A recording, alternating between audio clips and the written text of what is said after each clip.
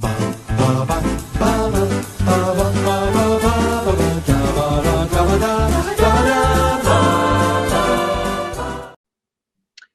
I'm Thomas Carruthers. I'm Will Leggetter. And today, we're talking, really, it's not in my top 20 films, and it's not in your top 10. However, I do think we would both call this one of our favourite films of all time, one of our most rewatched films of all time, It's a film that incredible. we both dearly, dearly love.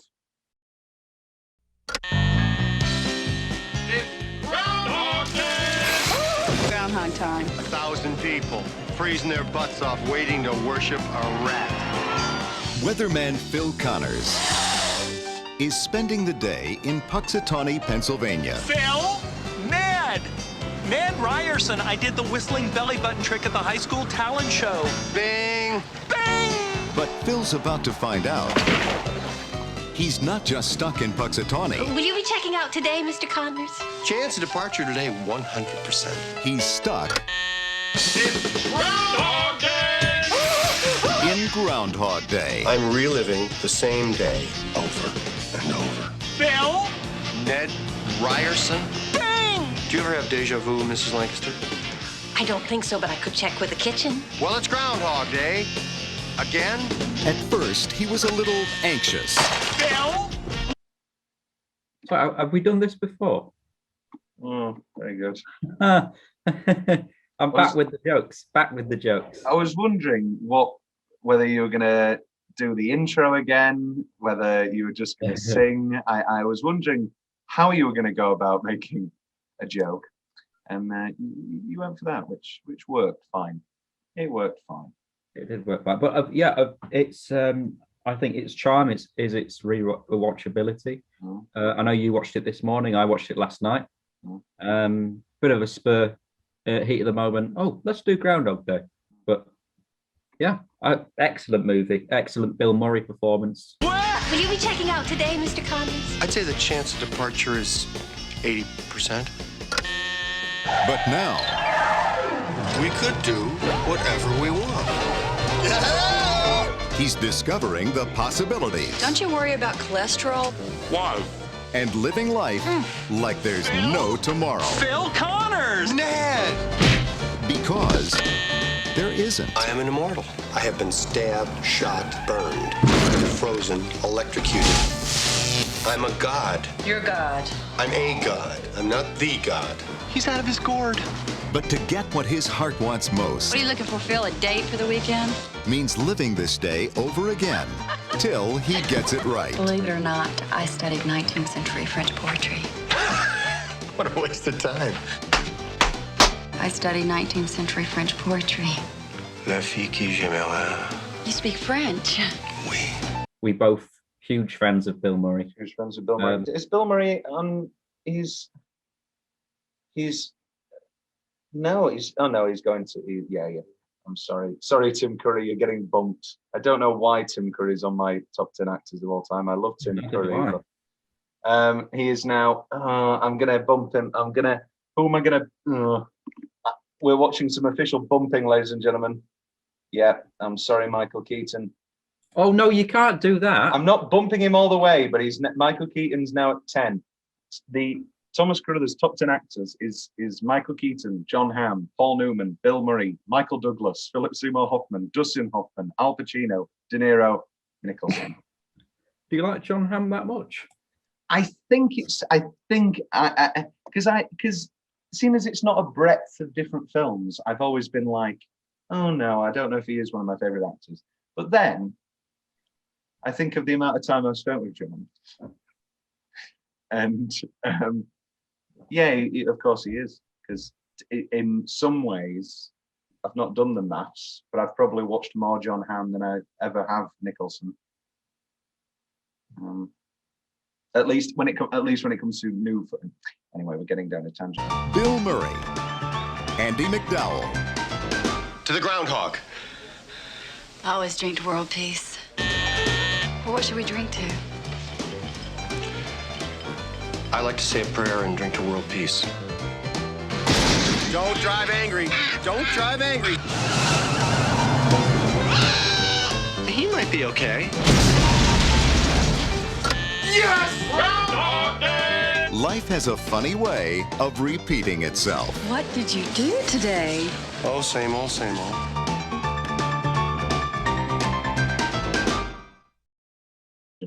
But yes, because this is being recorded out of order, we've just talked about my favourite Bill Murray performance, Rushmore, which will be a virgin watch for you. Yes. Again, I don't want to preempt the future. I don't see a world where you haven't enjoyed it. Maybe you can defy me, but I just don't see a world where you don't. But anyway, that's happened. We will see, but they have seen. Groundhog Day. We did Scrooged last Christmas, and for me, this is a real spiritual double bill with Scrooge. Groundhog Day. Bill Murray plays cocky swine, high-ranking talent person, and then eventually comes to learn the great joys of life and does his best in the world and falls in love. And for me, it's a real flip of the coin between Scrooge and Groundhog Day. I Really? love Scrooge with all my heart. I'm a big fan of Garfield 2, A Tale of Two Kitties. It might be apocryphal and it might not be, but the story about Garfield is that because it's directed by a guy named something Cohen, and he did think that it was the Coen brothers making a Garfield movie. Now that might be apocryphal and that might be wrong, but that story may be the best story ever made if it is true. Groundhog Day. I watched Groundhog Day last year when the cinemas reopened for, I think it was 2 months, and they were doing re-releases, and I had a lovely... Was that during the Tenet phase? No, I watched Tenet down here in Sidcup. I watched Groundhog Day in up north. Yeah. Yeah, I mean, I could, I could watch it every day. I think it's so touching, so sweet. I was just gonna continue saying touching, sweet, beautiful. Is funny isn't the first word that jumps to mind. It's very funny, but when I think of what makes Groundhog Day work for me and why I keep returning to it, it's not necessarily the comedy of it. It's the profound. In the description of this video, which I've already written, I call it one of the most life-affirming movies of all time. There isn't a single, period where I've watched Groundhog Day, and for the next month or whatever, before real life pushes me back down again, I've not had a bit of a pep in my step and wanting to do better in life. And I think I described it. Someone said to me, "Is it a rom-com?" And I said yes, and I regret saying that because I don't think it is a rom-com. I think it's very romanticized. I don't think it's a rom-com.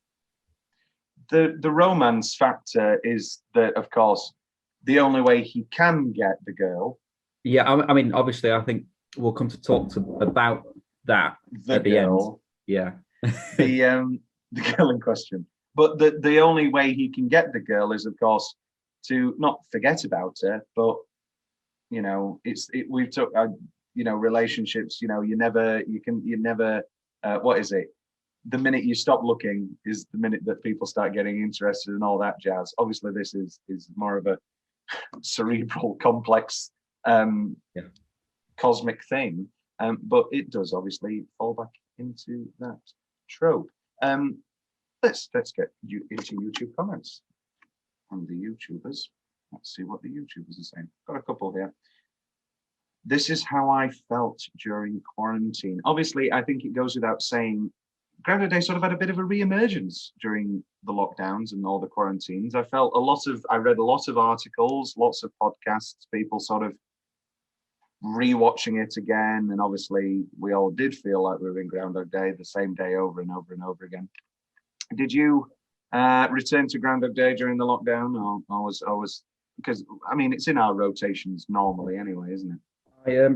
I didn't. I did watch both Happy Death Day movies, which I'm Very a great good. fan. Yeah, I'm a I great like fan. it. I like that. And there's what just been released on, is it on Prime, Palm Springs? Yes. Have you watched Palm Springs yet? I'm about to. Harry's recommended it. He said it's very good. It's fine. I don't ever plan to watch it again. This is the thing. I think I'll jump the gun now, and I think, well, we watched it as a house, and they were saying, "Oh, okay, it's not as good as it's been hyped up to be." That's and so wrong. Let me continue. But I do think that, and my answer to that was, I think this is the time loop concept in its purest form. This is vanilla, the most organic way, and it's the first time it was really done. Like, and on such a box office major scale, yeah. Yes, and since then you've had loads of influencers, and that have taken different aspects or got really twisting and quite clever. And so I guess coming from those and watching this, you think, oh, I've seen all that before. I'm sorry? What was that again? I'm a god. You're God. I'm a god. I'm not the god. I don't think. Because you survived a car wreck? You folks ready to order? I didn't just survive a wreck. I wasn't just blown up yesterday. I have been stabbed, shot, poisoned, frozen, hung, electrocuted, and burned. Oh, really? And every morning I wake up without a scratch on me, not a dent in the fender. I am an immortal. Special today is blueberry waffles. Why are you telling me this? Because I want you to believe in me. You're not a god. You can take my word for it. This is 12 years of Catholic school talking. I could come back if you're not ready. How do you know I'm not a god? Oh, please. How do you know? Because it's not possible. But after watching Palm Springs, I long for the simplicity of Groundhog Day. And also, you said time loop movies. The biggest sign of the influence of the film is that they're not really called time loop movies anymore. They're called Groundhog Day movies. Yeah. Happy Death Day is Groundhog Day as a horror film. Palm Springs was really annoyed me because people kept saying it was Groundhog Day as a rom-com, when Groundhog Day is a rom-com anyway. I know we just had that little thing, but it is. Yeah. if you look at that element of it, it is. And this, I mean, you'll watch Palm Springs, and I think it was in the Red Letter Media video they talked about this. And in Palm Springs, they spend their time learning dance routines and they do all these fucking cringy, stupid shit. And I think you'll like it. But then I always go back to him just learning all the Jeopardy answers and just being depressed. And what are the Finger Lakes? And that just gets me every time. So simple, so perfect, so brilliant. It's when he's throwing the cards into the hat with Rita, and she goes, "This is what you do with eternity. This is what you this." And then obviously then comes a change in him, and he starts learning the piano and ice sculpture. But I think it works again because this is, for me, one of the only ways of telling this story where I think it's definitely the darkest, and that's what works so well. It is such a dark movie, and it's he's battling with very difficult things, as any person would. And a lot of these spin-offs and features, it's quite, I can do anything, or let's do this. But what would you? That is, I think it's the most realistic version of this story. And and then obviously it never loses the humor of it. The suicides are obviously very funny, but also underneath it all there's that tinge of acceptance of death. And then obviously all humor is completely removed for the incredible, one of my nominations for best single minute, the Old Man montage. So affecting, so wonderful, so beautiful. Some of Murray's best work. Imagine him committing several crimes and hurting himself only to find out he is now in Tomorrow. I've always thought this. What if the day he changed wasn't because he became a really good man, and it was just one of the random days, and then the morning after it was like the police were there. Scary part is he'll have to forever worry about being trapped again, as if he slips back into his old ways. Is that how he's going about life? Is he going, if I'm not a perfect man every day of my life, I don't. Yeah, I mean, I mean, do you want to do the theory now? Why do you think, or has it ever been explained why he's in this trap? Or We've, in a few fun facts, I've got some things from the original script, but basically they just gave up and were just like, no, it's something that's happened. Doesn't need explaining. Which is the main reason my sister despises this movie. This is your sister as well, isn't it? Oh no, my sister no. She likes Groundhog Day. She's the same with the. Oh, is it black and white? Oh right, that's it. And then, but my sister hates Groundhog Day with a passion because she could just never get over that we don't find out why. And then I believe there was an episode of Cougar Town with Courtney Cox, which was a short-lived show, which me and my family rather enjoyed. It started off with them all being like cougars, and like, but then by the end of the show, they were all like, all the will they won't they's were over, and they were just happy and just drinking a lot. It was a fun show. I liked it. But the point is that they had an episode all about how all the men in the world love Groundhog Day, and all the women were like, "Why is it? I don't understand why are they in a trap?" Which rang true in our household. My mother likes it. My mother likes it. I'd imagine that makes sense. She's like, "No, but it's lovely. It's lovely." 3, 2, sneeze. For all you audio listeners out there, that's how my sneezes sound. I've just sneezed in your ear. Thomas Carruthers ASMR. You about that guy who? This isn't a joke. It sounds like the setup to a joke. There was a guy that recorded his sneezes like in a diary, and he wrote the exact time of day and the date, and then like give it a rating and described how it felt. And that man was Kevin Spacey in Seven. That's what all those journals are. Oh, another spin-off there. Gwyneth Paltrow. Tenable the other day. We were watching that. Oh yeah. Warwick's not on it anymore, which is sad. Oh, who is it now? I don't know. She's I can't remember. She was on Corrie for ages. She was on a Harry Biker Christmas special. She shouldn't be doing television. Gwyneth Paltrow, who I love. Yeah. You love? Yeah, I adore. Love Gwyneth Paltrow. And the category was the latest 10 movies that Gwyneth Paltrow was in. And they're all Marvel, aren't they? Pretty much her entire career was just defined by Marvel. What's like the last one? The last one would have been Marvel, and then maybe Shallow Hal. Did Shallow Hal make it on there? 2010 was the cutoff. It would have 2000. Which was Iron Man 2. Anything after Iron Man 2. So it was basically just the Marvel stuff. What was the normal movies in there? Because obviously she's in the Politician, but that's a TV show. Get it up. Gwyneth Paltrow Candle. Love Gwyneth.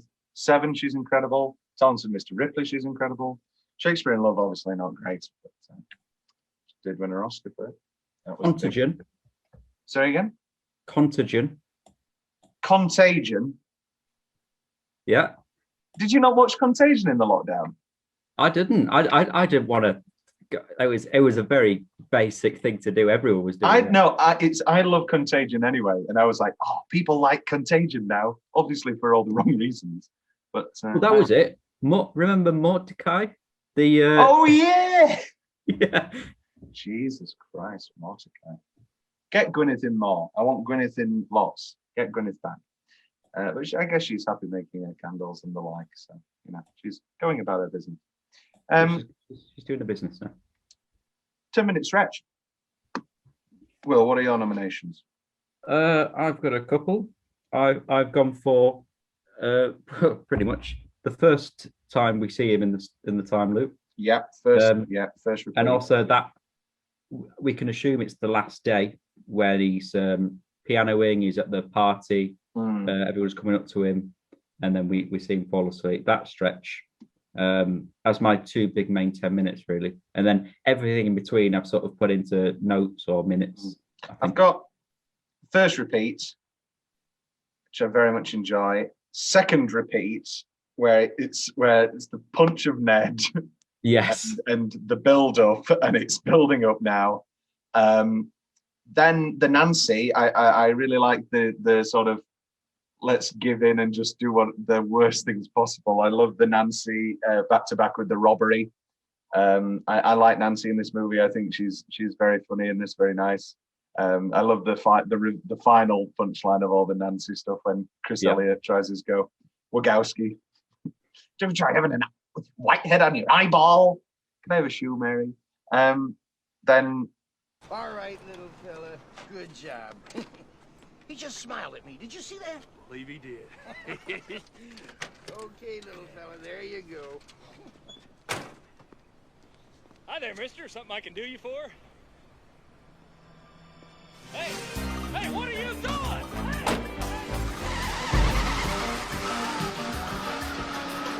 Hey! Get the word out! Somebody kidnapped Bill! We're going after him!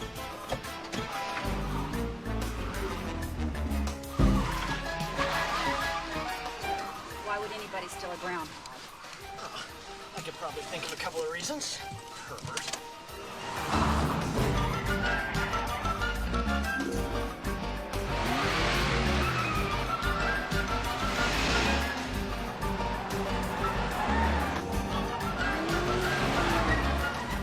The Rita dates. And I love that we really take, and this will be another thing for those young kids who love Palm Springs. I love that we really take our time with the Rita dates. I love that it's so repetitive and that it's so, not slow, but we fully reset every time because it puts us in the mindset of what it would be like to live every day over and over and over again, waiting for just that one little change, changing the Jim Beam to vermouth. Yeah. Just those tiny little changes, which is one of my specific favorite moments when he tastes the sweet vermouth and he doesn't like that. I also have depression, but one of my 10-minute stretches, the depression montage is very funny. Oh, so were you making a joke there about your own depression? About my own depression. And then I just love, as you say, good guy Phil, and little brat. You never want to say thank you. You never want to say thank you. I love that. And then the party. I mean, it's playing to all of my favorite things. I miss parties. Oh, think of all the weddings, Tom. It's gonna be fun. It's gonna be fun. It's got it all ahead of us. But have we got any weddings? Who's going to get married? I mean, we'll each get married one day. One day. I would have been what would it be, 6 years now. Not that it matters. No. But, yeah. We just got to make more friends. Yeah. Oh, we can always crash. Oh, crash where? Oh, crash weddings. Right. Okay. Yes. I understand. It took me a moment. And then the party. The party, as very Christoph once, and the party. Specific favorite parts. I love him choking on his hand when he's describing how Larry eats. Yeah. When he's in the snow, you can either freeze to death or go back to Puzzatoni. I'm thinking. Love the pillow punch on the fourth day. Yeah, not on the fourth day. Sorry, on the therapist couch. Can we meet tomorrow? I've always liked very specific line delivery when he's talking about making love with that woman in Hawaii, and he goes, "That was a pretty good day," and just the pain of that. Why does this have to be that day? I love Nancy's little dance in her little jacket at the thing. I love the slap montage. Yeah, I mean, that's in my favorite minute. It's wonderful. It's wonderful. Ding, ding, ding, cued to the Ray Charles You Don't Know Me, because obviously we'll get to Soundtrack Corner, but I don't think it's actually as obvious a choice as one might originally think. But we'll get there. I love when he's talking with the piano, and my dad was a piano mover for many years. I love that. And then I love Chris Elliott's Larry just being a cheap bastard and taking back his tip after he puts it down. Again, we return to the word subtlety. Subtlety. Obviously Ghostbusters isn't a great example because obviously it has those incredibly big sequences. but just comparing Ghostbusters 84 to Ghostbusters 2016, and just the bombastic, horrible comedy, and just the lots of screaming, and then just comparing that to a few of the one-liners from Ghostbusters, it's subtlety, and I think you can now do the same thing with Groundhog Day in Palm Springs. I didn't hate Palm Springs. I think I gave it 7 or 6, but they're both high for you. Yeah, because it deserves it. It's just not my type of comedy. I've given Groundhog Day 7. Really? Yeah. So is this on your letterboxd? Yeah. I don't have a letterbox because I've got the blog. But what have you given About Time? 10? About Time. I prefer About Time to Groundhog Day. Yes, I think this came up on the About Time pod. I know. It's just me, isn't it? Just miserable old me. That doesn't mean, I mean, that aside, I adore it. It's just a number, Tom. It's just a number. It is just a number. But if the numbers don't matter, then none of this matters. And it's all... Will, your more general or your specific favourite parts? Yes, I mean, well, you mentioned quite a lot. I love the bartender. He's always laughing away. He's great. My standout. As you mentioned before, Jeopardy. That whole Jeopardy is wonderful. What are the fingerlings? Leg to the camera. I like what's it, Ned? Yeah, Ned Ryerson, Stephen Tobolowsky. Yeah, that's his surname in Glee as well, isn't it, Ryerson? Is it? Yeah.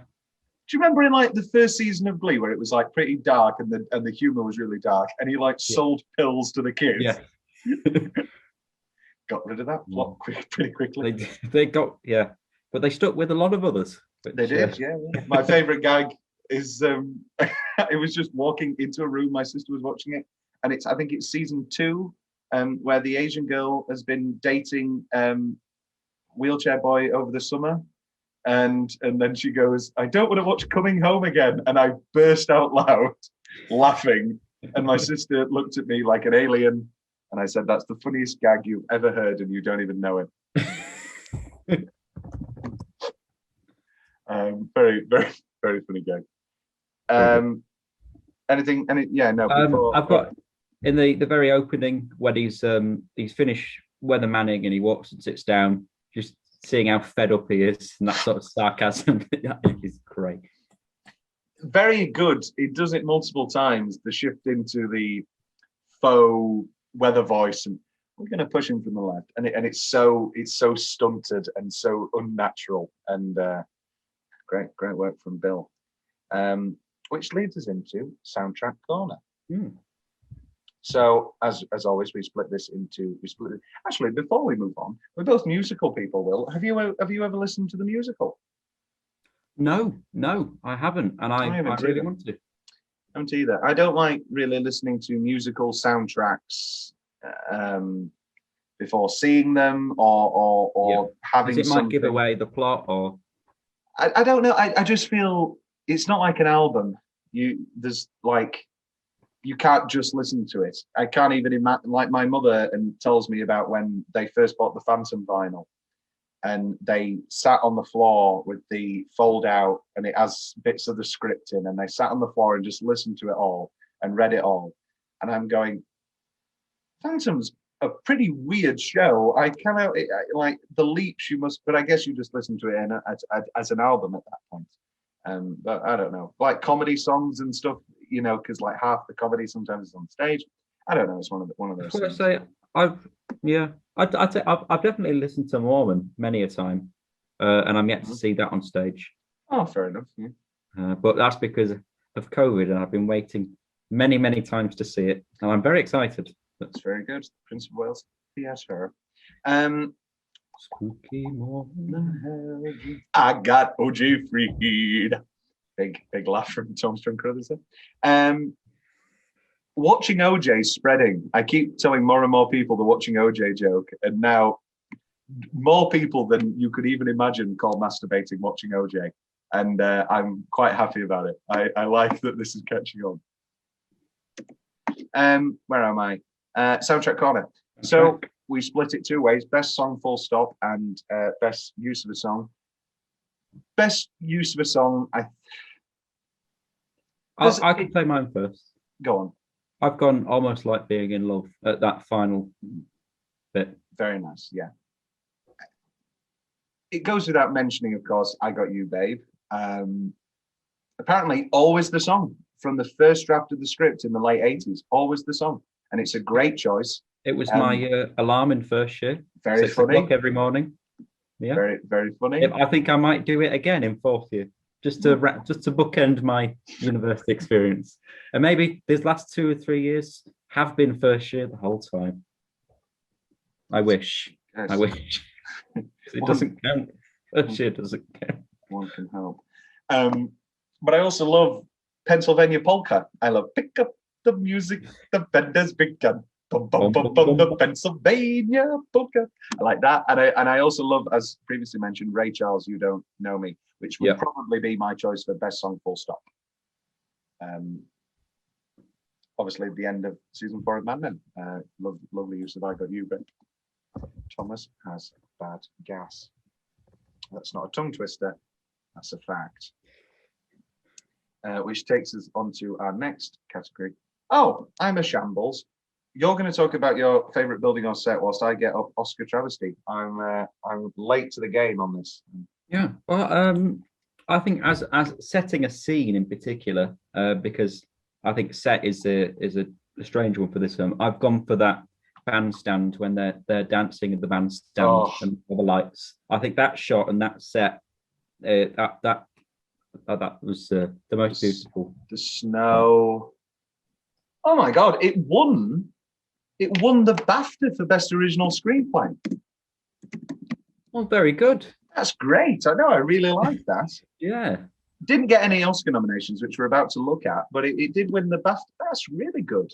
Danny Rubin, Harold Ramis. We'll talk about this now then, whilst I'm still setting up. My favorite Oscar moment of all time is after Harold Ramis's passing, when Amy Adams and Bill Murray were giving the award for best cinematography. Not that Harold Ramis was a cinematographer. And he said out loud, he said, after he read the nominees, he said, "Oh, and we forgot one. Harold Ramis for Caddyshack, Ghostbusters, and Groundhog Day." And I actually had a tear. I thought that was the most beautiful thing in the world. And Amy Adams gave a big clap, which only made me love Amy Adams more. If there was any possibility, I could love Amy Adams more. Groundhog Day's good, but it's not Schindler's List. That was the big winner. Which is a film we love as a house. You love Schindler's List? Well, we haven't seen it together yet because obviously, what I'll explain to the viewers, we've got the 100 posters to scratch off poster. All right, yeah. Towards the end of our time together at university, we're seeing how many we can get through. Was it on the poster? Is that why Groundhog Day was? You did Groundhog Day? Yes, Groundhog Day was one of them last night. So far, we've just done The Prestige and Groundhog Day, which is working well in my favour. But yeah, so at the beginning of the day, we'll all put 3 nominations in, and then we'll go around and we'll take turns each to eliminate one, and we'll be left.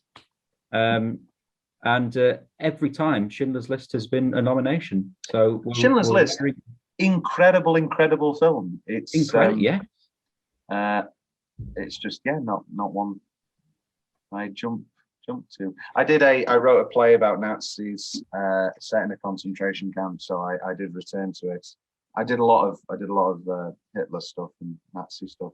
It's a real fun period, real fun rehearsal, real fun research period for that one. The Dregs of a Woman. Yeah. Oh, good name, isn't it? Good name. I was very happy with it myself. It's, not quite blue on blue, but it's not quite blue on blue, which has been and gone by this time. Yeah. This is that. But Schindler's List. However, Schindler's List, obviously, one could point very easily to it being a big Oscars movie. Very happy that The Fugitive was the best picture, which was on the other day. I fucking love that. Fugitive. I could again. My double bill for all time is The Fugitive and Groundhog Day. I love The Fugitive maybe my favorite. Oh no, I love What Lies Beneath. Ooh, cold. It's too good. It's too good. This was also the big year where Holly Hunter was both nominated for Best Supporting and Best Actress. She won for Best Actress. And also Emma Thompson was nominated for Best Actress and Best Supporting, which is, I do believe, has never happened before. Double people have been nominated. Double whammy. Whammy. As in double whammy, as in both. Yeah. I mean, yeah, you can't argue with Anna Paquin for the piano, I guess. However, I don't know. Tom Hanks for Philadelphia, excellent work. Probably my favorite Tom Hanks. What, performance or film? Performance and maybe film. I'm a big Jonathan Demme fan. I did a full Demme rewatch, Silence of the Lambs and Stop Making Sense and Philadelphia and Something Wild and more. But Philadelphia, because I presume, Will, from little you know about it, I'm saying you know little, you might have watched it, but from what you know of it, I presume you just think it's this big Oscar Bates, he's dying of AIDS, courtroom thriller, very boring, with some good acting. It's so not that.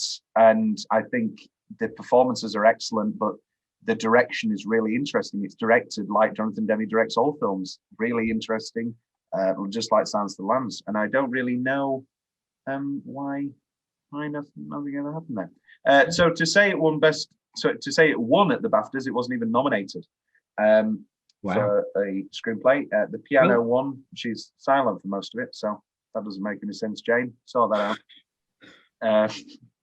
However, I do love Dave. Great Kevin Kline movie. In the Line of Fire, excellent. Philadelphia, very good. And Sleepless in Seattle. Ron Niswaner, who is writing or has written the new Harry Styles movie, My Policeman. Harry Styles and Emma Corrin and Rupert Everett. However, I think our two big nominations would be Best Screenplay. Definitely, I'm gonna say Lose the Piano, and I know then that's the one that won. But no, I'm just not a big fan of the piano. I'd chuck that in as a winner for Best Screenplay.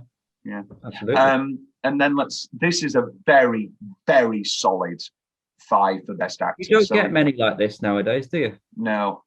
Liam Neeson, Schindler's List, incredible. Hopkins, Remains of the Day, some of his best work. Lawrence Fishburne in What's Love Got to Do with It. Very good film that's sort of been lost to time a little bit.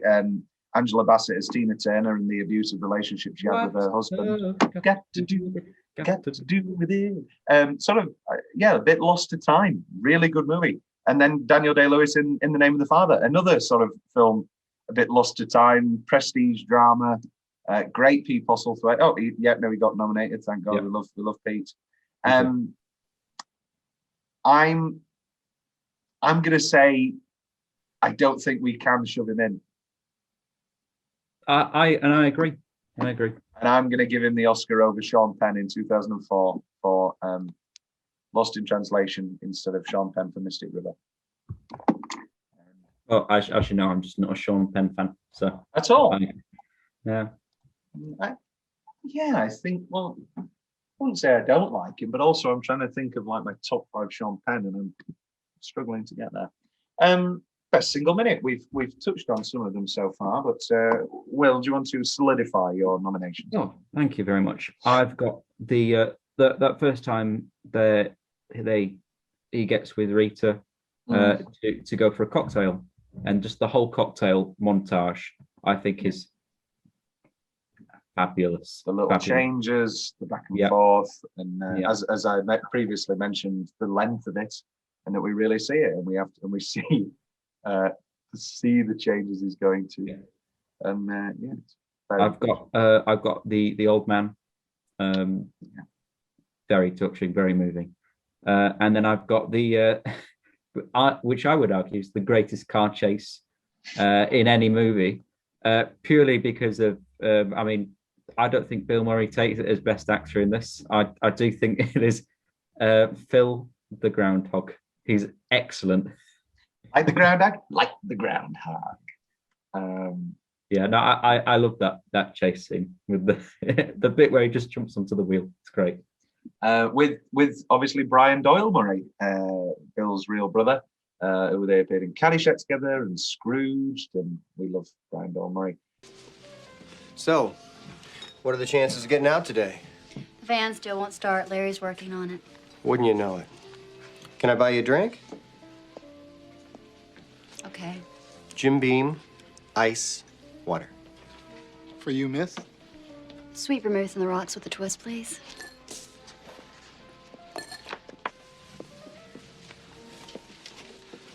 What are the chances of getting out of town today? The van still won't start. Larry's working on it. Oh, wouldn't you know it? Can I buy you a drink? Okay. Sweet vermouth, rocks with a twist, please. For you, miss? The same. That's my favorite drink. Mine, too. It always makes me think of Rome. The way the sun hits the buildings in the afternoon. Well, what should we drink to? To the Groundhog. I always drink to world peace. And he's very good in Vacation as well.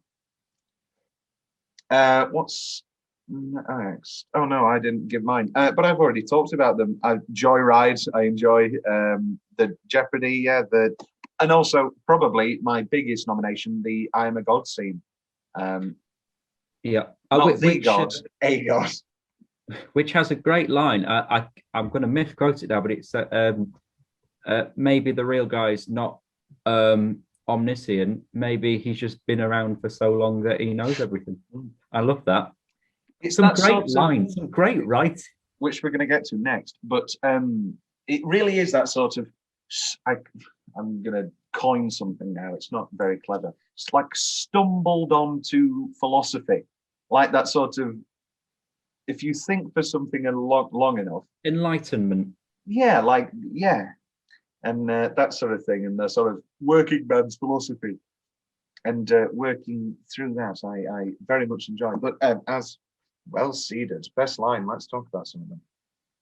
Thank you. Do you ever have deja vu, Mrs. Lancaster? I don't think so, but I can check in the kitchen. Enjoy, just a great gag.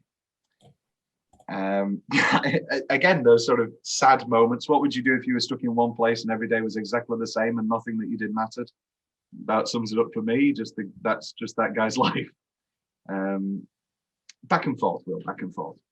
I don't know what she says to him, but I've written down.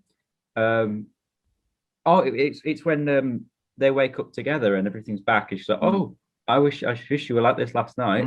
You just went straight back to sleep." And he said it was the end of a very long day. And I thought, what? Oh, what a line. Very small one. On the second day, it's Groundhog Day again. And yes, lovely. The timing of that is sublime. He's literally an incredible, one of the best. Really one of the best. I love when he gets pulled over by the police. Too early for flapjacks. It's great. I love the couple of little love paragraphs he has with Rita. I think you're the kindest, sweetest, prettiest person I've ever met in my life. I've never seen anyone that's nicer to people than you are. The first time I saw you, something happened to me. I never told you, but I knew that I wanted to hold you as hard as I could. I don't deserve someone like you, but if ever I could, I swear I would love you for the rest of my life. Did you say something? Good night. But that pales in comparison to you like boats, but not the ocean. You go to a lake in the summer and you have family up in the mountains. There's a long wooden dock and a boathouse with boards missing from the roof. You're a sucker for French poetry and rhinestones. You're very generous. You're kind to strangers and children. And when you stand in the snow, you look like an angel. Very good. But is that as good as him driving on the train track and going, I'm betting he's going to swerve first? Yeah. That is excellent work. And then this is one time where television really fails to capture the true excitement of a large squirrel predicting the winter. Big fan of that. Any other lines, Wilhelm? That's what I've got written down. Let's talk about changes. Put a pin in the big one. I've got some smaller ones. hate the song Weatherman. Jesus Christ, that is the world's worst song. I'm your weatherman. Terrible. I'm glad they got it over and done with on the road trip. That's untrue because they cut off in the credits. They cut off Almost Like Being in Love. They do. To play it again, and you go, Jesus Christ! Why would you cut off Nat King Cole for "I'm Your Weatherman"? Terrible. I'm not a big fan of the movie date. I think it sort of is exactly the shit that is Palm Springs. That's all they do in Palm Springs is that shit. But I do like the reveal and him pulling up in the car and getting out in the cowboy costume. I do like that. And then when Thingy walks by. Nancy, that's good. It just feels, and also there's the great gag. It's one adult and an adult, two adults. Please. Like that. Great gag. Yeah. I don't know. It just sort of feels. It feels just like, as I say, the shit that they do in Palm Springs. They're just. Obviously, if you had infinity, you'd end up doing some of this shit. Of course, you would. Oh yeah. But no. I don't like the scene in the morgue where he's died. Where he's died, and then they see the corpse, because I think we shouldn't be seeing that. Like the day should end when he dies. Which is that they refrain from doing in when the old man dies and he just opens the curtains and you just see his reaction, and that's all we need to see. I mean, adding to that, I think they put a hat on a hat with then what thing the camera guy, he's saying, "Oh, I liked him very much." Yeah, it's good, but it's not necessary. It's good, but it's not great. Speaking of hat on a hat,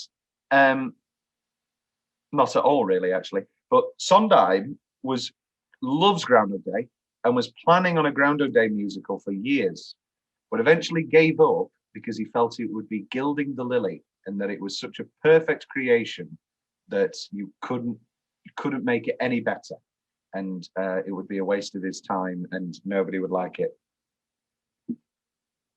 But Tim Minchin, but Tim Minchin thought he could do it. Never mind Stephen Sondheim. Tim Minchin thought he could do it. What else? Why the hell isn't there a throwaway line or just one scene of him trying to stay awake until 6? And then just, I guess hard we get cut that. We get that with the pencil. Yes, we do get that with the pencil. Just throw in one line. When he's walking with Rita, well, why don't you try staying up? Maybe it's just until you go to sleep. Great impression. Thank you. Why don't you stay up? And then he goes, "No, I've tried it. That's all we need. You don't even need to spend any more money, Harold." Because you'd like to see that, wouldn't you? Him 1 minute. What happens? Does he suddenly go bloop? Or what? Yeah, just hard cut to him back in bed. I do like, this isn't a change, this is on my notes. When she says, "Oh, I thought it was only midnight." And that's nice. I never said that. You knew I was waiting for midnight. Speaking of Rita, now. Rita. Wait, no. Have you got any smaller changes? I've got questions. Okay, then we'll open Tom's big question. Oh no, I have got a small question change though. Okay, yeah. I do think there's one too many resets. We see him wake up and enter a new day maybe one too many times. I don't know, because I think every time he's changing. Like there's the time when he's getting angrier, and then there's obviously the great time when he pops up and he's every day's gonna be a great day. Yeah. And now I live my life. I hardly go back at all. Every day I just try to live like I've already lived it. And it's my favorite day. It's almost like great acting and great writing doesn't need you to have to explain the entire movie in narration. Wow, what a concept. Then let's talk about the change. Now, I hate Andie MacDowell. I think she's the worst thing in Four Weddings and a Funeral. I think she's absolutely dreadful. I think this is her best performance. That being said, I think this movie could be so much better improved if it was anybody else. Also, that being said, this watch and last time at the cinema, I didn't think she was as dreadful as I remembered, but also there are still moments where it's like, oh, that's Andy McDowell. Just, I think we know where this is going. If this is Meg Ryan, this is just Of course you were going to say that. No, but she's just perfect for 1994, 1990. She's perfect for 93. Okay. She's too busy in Sleepless in Seattle, so she wouldn't be able to do it. But who would you then? Who would you? Oh, I don't know. Well, I mean, this is one of my questions is modern day casting. Who's Bill Murray? Who has the who? We are not making the stars of tomorrow because we're not giving them multiple things. We give people TV shows where they learn how to do one thing for 8 years. We're not making movie stars anymore because they don't have the, even if people say that Chevy Chase does the same thing in every movie, there are small differences. He didn't, Fletch wasn't a 7-year TV show, although I wish it was.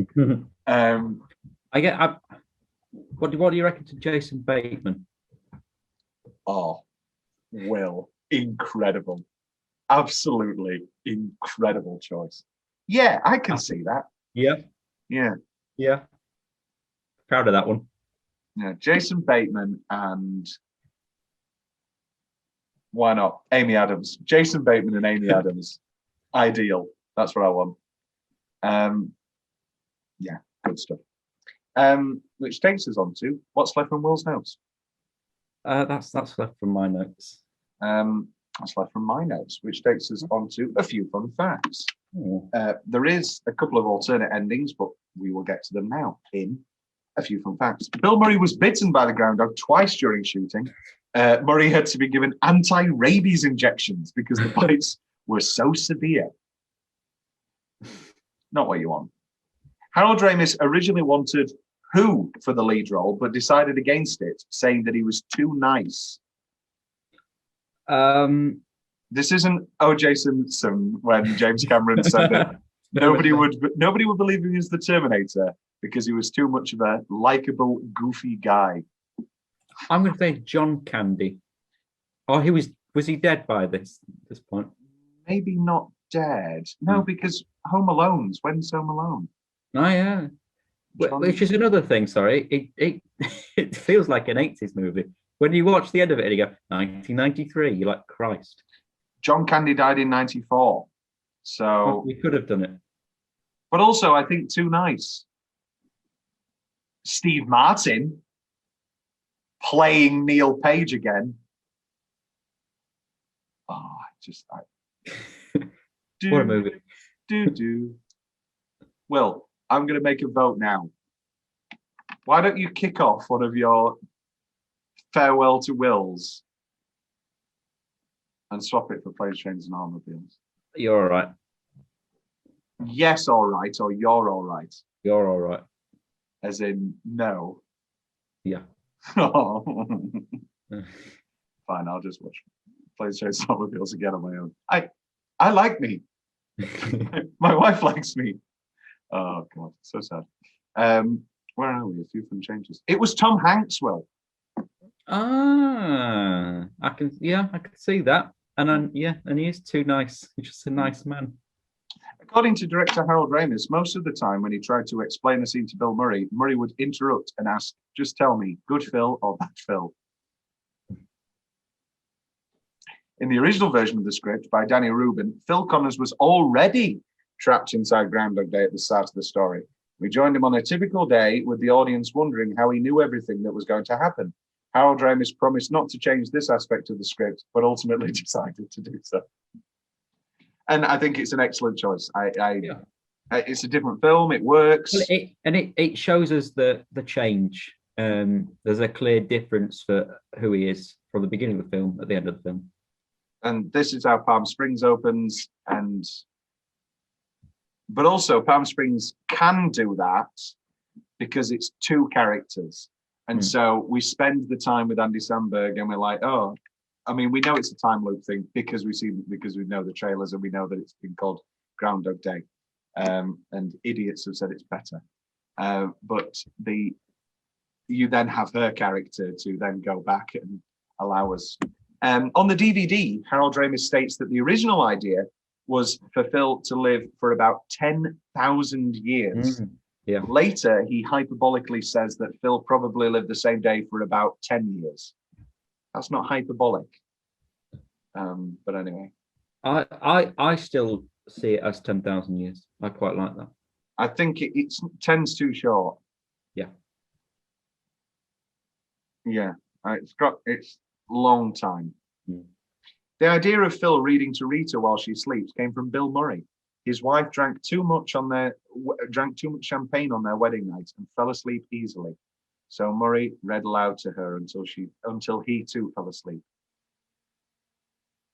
Which leads us on to the sadder fun fact. Bill Murray was undergoing a divorce at the time of filming and was obsessing about the film. He would ring Harold Ramis constantly, often in the early hours of the morning. Ramis eventually sent screenwriter Danny Rubin to sit with Murray and iron out all of his anxieties. And this is the big thing that we haven't talked about yet. Murray and Ramis, full-blown argument, and just didn't speak for several years. And the sad truth of it is that the reunion they had was kind of brought about from Ramis's illness. And yeah, very sad. Obviously, Ramis is in the movie. Very nice cameo. Harold Ramis was surprised to find that the film was attracting a lot of attention from various religious groups and meditative gurus and other parties. Ramis was particularly surprised as he was expecting a backlash against them from them. Don't know what the backlash would be.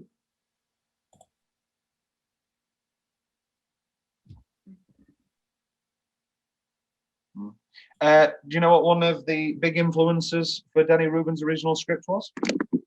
It's a Wonderful Life. No, good shout.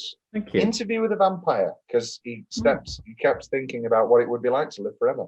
And that is the most terrifying part of Interview with a Vampire, when things start going wrong and that guy like buries him and he's like, your eternity in a box.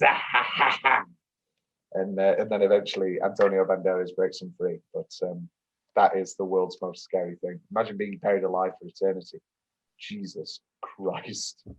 Harold Ramis and Danny Rubin considered including an explanation. The possibilities including that Phil had been cursed by a scorned lover. So leading into the sort of him being a bachelor and all that sort of thing. Or someone he had verbally abused. Like just a fortune teller he was angry to. Not needed. No. Make the film significantly worse. I think that's Tom's big question. Does that make the film terrible? I don't think it does, but I think it would seriously, that would be my biggest change in an alternate reality. Are you ready for this alternate ending, Will? Yeah. The first draft of the screenplay ended with Phil waking on February the 3rd to discover that Rita was trapped in a time loop of her own. But how would that work? Would she not be there the morning after, or would they continue? How does that? I mean, that's Happy Death Day to you. Yes, that is true. They shot 25 takes of the closing scene with Bill Murray and Annie McDowell, as they were unsure of the tonality of the scene. One of the biggest conversations was whether they should be clothed or not.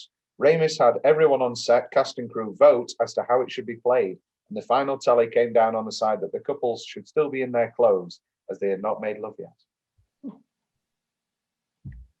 Very nice. In the background of the hospital, when he takes the old man, you can see the boy having broken his arm. Very cute. Tagline rundown 2, and they're basically the same. He's having the worst day of his life over and over, and he's having the day of his life over and over again. Obviously, it's the first one, because he's not having the day of his life. No. That was a pretty good day. Tom's big question, but before we get there, Will's big question, or rather Will's questions. I don't know how big they are. Oh no, I've asked a couple of questions. I think it's worth saying. I think it's a great exploration of what any guy would do if he had unlimited time. Are his actions that are quite full on with Rita early on in the film then justified by, as you mentioned, leaving it a bit and letting it happen organically. I think for me, obviously we could look at it as a bit of a dated Me Too scene now. But Yeah. when he's planned the perfect day and then he keeps kissing her and she's like, no, tomorrow, another time. And he's like, no, it has to be tonight. Obviously, we can look at that as saying he's forcing himself on her. Yeah. But for me, it's just a really sad scene. And I'm not justifying his actions in any way, but for me, there's a sadness there. It's not a, and it's like, no, it has to be tonight. Understand it. You can understand it. And it's that is sort of the beginning of that downfall that we then see. And then he obviously changes how he goes about his day because he realizes he could never have us. So why cheat himself? Yeah, very good. Next. Oh no, that's it. That was okay. That had my modern day casting, which we did very well. We've talked about Rita. What's the day after? How does Phil go about real life now? He's not a weatherman anymore. Okay. I think he runs for mayor of Punxsutawney. Yeah. No. And then I was going to say, surely you'd leave, but also you probably wouldn't leave, would you? Because Stockholm syndrome, you don't know a life outside of Punxsutawney. You'd probably have to stay there. And I guess he could become George Bailey of Punxsutawney. No, listen here. I'm a god, not the god. Do you think he would embrace the Groundhog Festival every year and be all singing and dancing? And maybe him and Rita could make that their cute anniversary thing. Maybe they get married in Punxsutawney. I'm glad that there's not like a 5 years later or anything, or like the next. Perfect. That ending shot is wonderful. We've not talked about young Michael Shannon yet. It's one of his first roles. WrestleMania. Love Michael Shannon. He was very good here. Which brings us to the end of Groundhog Day. Will, any final thoughts on Groundhog Day? A terrific film, loved by many and loved by us. Yes, just a lovely film. It's I see it as a Sunday afternoon film while the roast is being made. That's how I've always seen it. That's because it's always on a Sunday. It feels Christmassy. I do. Yeah. Maybe it's because my calendar, as we've talked, I don't know whether this is a podcast that's come out before or after, but for some reason my 12-month calendar has It's a Wonderful Life as May. So I've been looking at It's a Wonderful Life all month in the middle of May. But yeah, big It's a Wonderful Life vibes. Big. Yeah. Lovely film. I will watch it for the rest of my life and stop yawning. I don't yawn whenever there's not a podcast on. I don't yawn whenever I'm in situations that don't require it. Oh my God. I can only comment that it's one of my favorite films ever. We talked about Bill Murray last week and we will most certainly talk about him again. Love Bill Murray. Love Groundhog Day. Let's see if he's got a shadow. No, try again. You say something. Too early for flapjacks? Yeah, it's okay. Dabba dabba dabba da da ba ba ba ba ba ba ba ba.